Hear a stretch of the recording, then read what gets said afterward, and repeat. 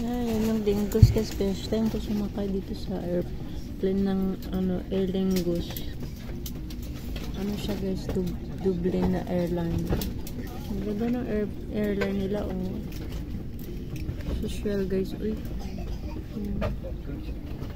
Love it.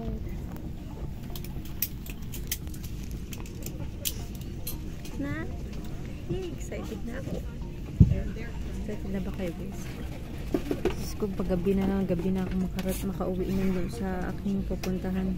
Kulang alam, we'll see kung anong oras ako makarating doon. Titingnan natin. Excited na ako.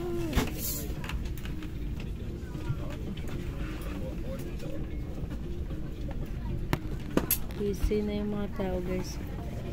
Nasa pakpak nito, lagi pakpak yung pinipili ko kasi binibidyohan ko yung ano niya, pakpak niya eh. Ayan.